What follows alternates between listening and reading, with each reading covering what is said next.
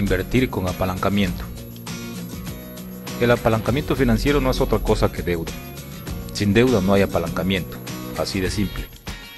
Y consiste en financiar una inversión mediante recursos ajenos, deuda o dinero de otras personas, que es lo mismo, en vez de financiarla únicamente con recursos propios. Además, cierto apalancamiento es bueno, ya que abre las puertas a inversiones que de otra forma no se podrían tener acceso.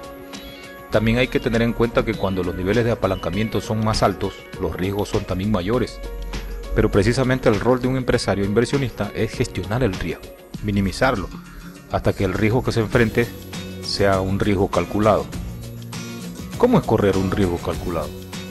Un ejemplo práctico sería si nos ponemos a invertir en bienes raíces sin conocer el sector inmobiliario donde vamos a invertir. Podríamos estar adquiriendo una propiedad sobrevalorada y en vez de tener un rendimiento positivo sobre esa inversión, tendríamos un balance negativo. El conocimiento es la clave en esta circunstancia. Es lo que suele llamarse inteligencia financiera. Es la diferencia entre pensar que invertir es arriesgado y controlar el riesgo de tu inversión.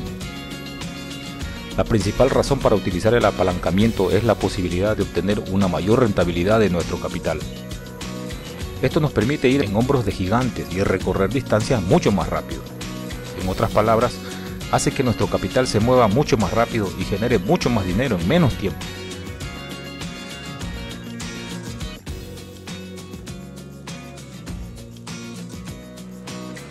Imaginemos que para financiar una determinada inversión, la compra de acciones de una determinada compañía, por ejemplo, cuyo valor es de $100.000, aportamos tan solo $20.000 de nuestros recursos propios y el resto, los $80.000, lo financiamos mediante un préstamo bancario al 10% de interés anual. En ese momento las acciones de la compañía tienen una cotización de $10, lo que significa que hemos adquirido 10.000 acciones.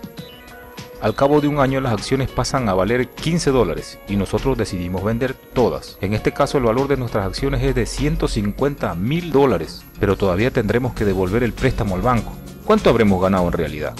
Primero tendremos que pagar $8.000 en intereses y después devolver el capital del préstamo, que son $80.000. Es decir, habremos ganado $42.000. Resultado de deducir el valor actual de las acciones al coste de financiación del préstamo. Intereses $80.000, el principal $80.000 y los recursos propios que hemos aportado, que son $20.000. Es decir, con una aportación inicial de $20.000 hemos obtenido $42.000, o lo que es lo mismo, hemos obtenido una rentabilidad del 210%. Si en lugar de utilizar una combinación de recursos ajenos y recursos propios, hubiésemos utilizado únicamente recursos propios, habríamos obtenido una ganancia neta de $50.000, puesto que en este caso no es necesaria la devolución de ningún préstamo. La ganancia ha sido mayor que en el caso anterior. Sin embargo, los recursos utilizados han sido también mayores, por lo que la rentabilidad en términos porcentuales es mucho menor, es tan solo de un 50%. En este ejemplo, el uso del apalancamiento es absolutamente beneficioso. Ahora, debido a que el uso del apalancamiento también es muy arriesgado, imaginemos que al cabo de un año, el valor de las mismas acciones que en el ejemplo anterior valían $150.000, ahora valen tan solo $90.000. Es decir, nuestras acciones tienen una pérdida de $10.000. Utilizando recursos propios, la pérdida se limita al valor actual de las acciones con respecto al valor de adquisición. Es decir, esos $10.000, o lo que es lo mismo, tan solo un 10% de pérdida.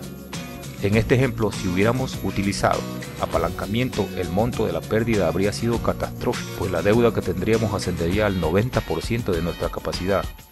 Habríamos perdido $18.000 a final de año, $18.000 de los $20.000 a final de año. Quizás sea por esta razón que todas las compañías prefieren cotizar en bolsa y tener socios accionistas para expandir su negocio en vez de acreedores, pues la rentabilidad financiera de nuestros fondos propios se dispara como fruto del apalancamiento financiero sin necesidad de incurrir en deudas con terceros. Esta es la base del negocio de los bancos, que usa a los depositantes como socios. En definitiva, endeudarse, financiarse, apalancarse, como quieras llamarla, es una herramienta con un filo muy interesante, con destacadas ventajas que, si se tiene conocimientos en el área que vamos a invertir, nos puede aportar ganancias insospechadas.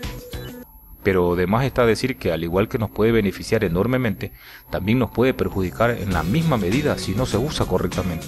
Así que hay que usarla con precaución.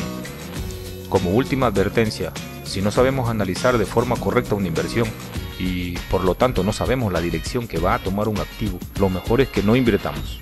El apalancamiento es un instrumento que más lo usan los inversores con una cierta capacidad de análisis y cierta experiencia, por lo que quizás no sea adecuada para todos.